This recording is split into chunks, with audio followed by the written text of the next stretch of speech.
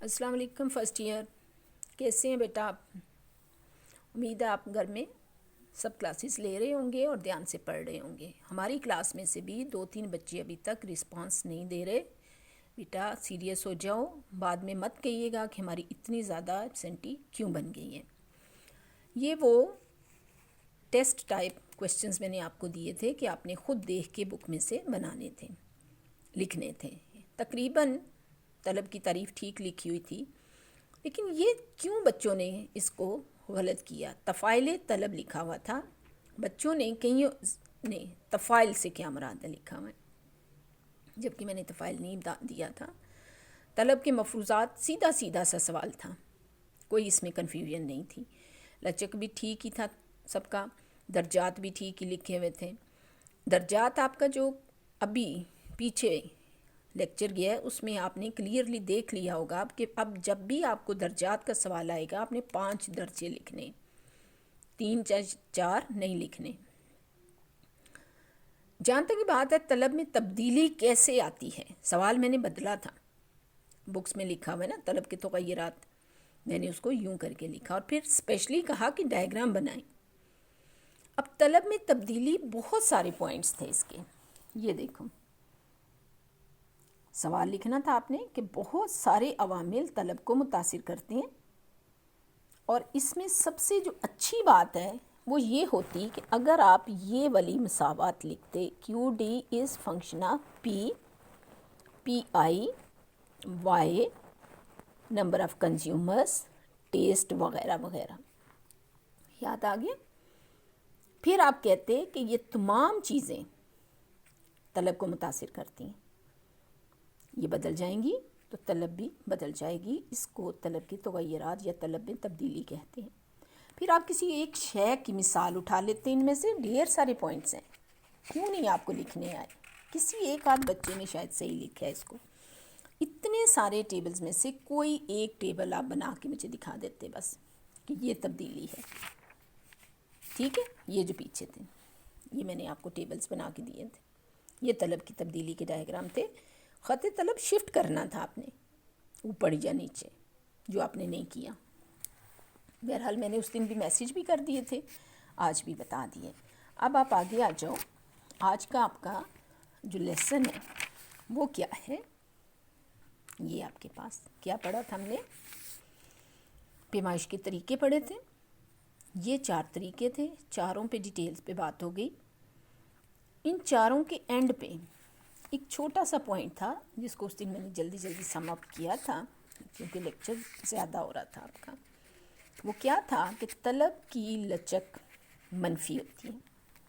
2-3 मिसालें आपकी बुक पे हैं, आप उनको गौर से देखो। -1, ठीक है, जहाँ जहाँ भी आ रही है माइनस साइन उसका माइनस में आ रहा है, ये देखो -5, आंसर उसका -1। मतलब ज़रूरी नहीं -1 हो, कुछ भी हो सकता है, लेकिन होगा माइनस। क्यों माइनस होगा उसकी बहुत क्लियर वजह उस दिन बता दी थी मैंने, दोबारा बता रही हूँ। Q D is function of P, Q D quantity demanded is negatively related to price, मनफी तौर पर ताल्लुक़ है इनका। कैसे? कीमत बढ़ेगी तो तलब कम हो जाएगी, कीमत कम होगी तो तलब ज़्यादा हो जाएगी। इसको कैसे लिखते हैं? इसको लिखते हैं if price increases leads to decrease in demand. देखो दोनों का एरो दूसरी साइड को है। या फिर इसको कहते हैं, इधर लिख रही हूँ मैं, नीचे आओ, प्राइस नीचे आएगी तो डिमांड ऊपर चली जाएगी, तो इसको कहते हैं नेगेटिव रिलेशन, क्योंकि तब्दीली का रुझान दोनों का मुख्तलिफ है। तो ये है decreasing function, negative relation. That's why elasticity always will be negative, elasticity of demand always, specially demand, ठीक है। तलब की लचक हमेशा मनफी आएगी, ठीक हो गया। अब जो सवाल हल करते हैं हम आंसर निकालते हैं, इकाई से कम, इकाई के बराबर, इकाई से ज़्यादा, तो कोई ना कोई उसका नंबर आता है, مثال کے طور پہ اس نے لکھا ہے -2.4. ٹھیک ہے. اب اس میں دیکھو مائنس ایبسولیوٹ ویلیو ہے 2.4، گریٹر دین 1 ہے، سائن منفی ہے کیونکہ یہ طلب ہے. سمجھ آ گئی؟ تو اس کو لچک کی قدر کہا جاتا ہے. یہ لچک نکالی تو جو نمبر آیا اس کو قدر، value of elasticity of demand is the numerical value, numerical number, جو کہ 3 طرح کا ہوتا ہے: اکائی سے کم، equal to unity, greater than unity, less than unity. اکائی سے کم، برابر اور زیادہ. ٹھیک ہے. آگے آ جاؤ. طلب کی لچک کی بہت ساری اور بھی اقسام ہیں، جن میں سے یہ 3 آپ کے پاس آپ کا ٹاپک آئے گا. سوال دیکھ لو، ان کی آپ نے الگ الگ سے ڈیفینیشنز یاد کرنی ہیں. ابھی دوبارہ میں یہ دیکھو دوبارہ لکھنے لگی. کیو ڈی ایس، یہاں پہ لکھتے ہیں کیو ڈی از فنکشن آف پی، کون سا؟ ایکس، جس کی ہم بات کر رہے ہیں، پی ایکس. پی آئی دوسری اشیاء کی قیمتیں، وائی صارف کی آمدنی، ٹیسٹ کنزیومرز نمبر وغیرہ وغیرہ، سیزن اور یہ. ٹھیک ہے. یہ کیا تھی؟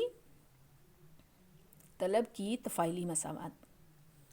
طلب کی تفاعلی مساوات جس میں سے ان دونوں کو پکا کانسٹنٹ فرض کیا گیا تھا. لیکن یہ جو 3 ہے، اس شے کی اپنی قیمت، اس کے سامنے موجود دوسری اشیاء کی قیمتیں اور صارف کی آمدنی، یہ لازمی طور پہ ڈی کو متاثر کرتی ہیں. ان تینوں کے حوالے سے طلب کی لچک الگ الگ ہو جائے گی. اس کی اپنی قیمت کے لحاظ سے ابھی جتنا چیپٹر آپ نے پڑھا ہے اس کو کہتے ہیں طلب کی لچک بوجہ قیمت لچک، پرائز الاسٹیسٹی آف ڈیمانڈ. پی آئی کی وجہ سے، یعنی دوسری اشیاء کی قیمتیں بدلنے کی وجہ سے جب طلب بدلے گی تو اس کو کراس الاسٹیسٹی آف ڈیمانڈ، متقاطع لچک کہا جائے گا، کراس الاسٹیسٹی آف ڈیمانڈ. اور وائی یعنی صارفین کی آمدنی کی وجہ سے جب طلب بدلے گی تو وائی انکم ہے، انکم الاسٹیسٹی آف ڈیمانڈ، آمدنی لچک.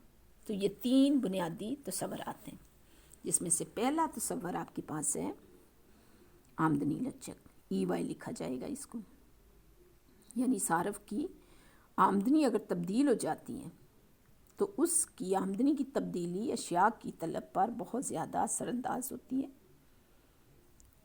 طلب میں تبدیلی آمدنی کی وجہ سے ہو، طلب میں تبدیلی آمدنی کی وجہ سے ہو تو اسے طلب کی آمدنی لچک کہا جائے گا، انکم الاسٹیسٹی آف ڈیمانڈ.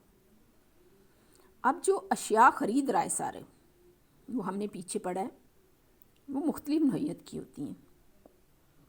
عام روزمرہ استعمال میں آنے والی اشیاء، بنیادی ضروریات، انفیریئر کموڈیٹیز، لگژریز، کمفرٹس، عشائشات، توعیشات اور بنیادی ضروریات. ٹھیک ہے. تو آمدنی لچک بنیادی ضروریات کے لیے مثبت ہوتی ہے. مثبت کا کیا مطلب ہوتا ہے؟ دونوں کی تبدیلی کا رخ ایک ہوگا. آمدنی بڑھے گی تو روزمرہ اشیاء پر خرچ بھی بڑھ جائے گا. پھل، سبزی، دودھ، انڈے، روزمرہ استعمال کی چیزیں. آپ کی آمدنی زیادہ ہے تو آپ یہ چیزیں زیادہ استعمال کرو گے، آپ کی آمدنی کم ہے تو آپ یہ چیزیں کم استعمال کرو گے. تو ان کی آمدنی لچک مثبت ہوگی. لیکن روزمرہ استعمال میں آنے والی اگر کوئی گھٹیا اشیاء ہیں، فار ایگزامپل ہم جب مثال لیتے ہیں، ایسا سچ گھٹیا یہ نہیں ہے کہ کوئی گلی سڑی کوئی خراب چیز ہے، as compare to other things it is inferior. مثلا بیف اینڈ مٹن سوچا جاتا ہے، سمجھا جاتا ہے کہ بیف مٹن کی نسبت انفیریئر ہے. تو ان اشیاء پر آمدنی بڑھنے سے خرچ کم ہو جاتا ہے. آمدنی بڑھتی ہے تو لوگ بیف کو چھوڑ کے مٹن کی طرف چل پڑتے ہیں. تو بیف پر اثر جو ہے وہ نیگیٹو ہو جائے گا. بیف پر اثر नेगेटिव हो जाएगा। ठीक हो गया। बुनियादी ज़रूरियात पर असर मुस्बत था, घटिया अशिया पर मनफी है। सामान्य तायुश लग्जरीज जो उस वक्त ख़रीदी जाती हैं जब आमदनी पास हो, आमदनी ना हो तो लोग इनको छोड़ देते हैं। सो इनकी इकाई इससे ज़्यादा लचक होगी और मुस्बत भी होगी। आमदनी बढ़ेगी तो इन पर ख़र्च बहुत ज़्यादा बढ़ जाएगा और आमदनी कम होगी तो लोग इनको कम ख़रीदेंगे। लेकिन बुनियादी ज़रूरियात जो आम रूटीन में लोग लाजमी ले रहे हैं, बुनियादी ज़रूरियात ले रहे हैं, उनकी भी तलब बढ़ेगी लेकिन कम बढ़ेगी। यही जो मैंने अभी बोला था आपको, सब्ज़ी, फल, दूध, अंडे रूटीन में आ रहा है लेकिन आमदनी ज़्यादा होने से इनकी थोड़ी सी मिकदार पहले से ज़्यादा हो जाएगी। ठीक है। और आमदनी कम होने पर इनकी थोड़ी सी मिकदार कम कर दी जाएगी। सो इनकी आमदनी लचक कम होगी। जहाँ तक बात है इसके, और बहुत सी ऐसी चीज़ें भी होती हैं जिन पर आमदनी की तब्दीली का कोई असर ही नहीं होता, या बहुत कम कीमत की अशिया, नमक, मिर्च, मसाले, घर के इस्तेमाल की ऐसी चीज़ें जो एक मखसूस मिकदार में आनी है, या फिर बहुत ही कीमती अशिया जो आप लेते ही नहीं हो, हीरे जवाहरात, इन पर आमदनी का असर नहीं होता। 4 दर्जे आमदनी के बोल दिए मैंने। पहला बुनियादी ज़रूरियात, घटिया अशिया, आसमानी तायुश, बुनियादी ज़रूरियात और वो अशिया जिन पर कोई असर नहीं होता। अब फार्मूला चेंज नहीं हुआ, ये देखो, लेकिन पी की जगह वाई आ गया। पहला क्या था, फार्मूला दोबारा आपको दिखा रही हूँ मैं।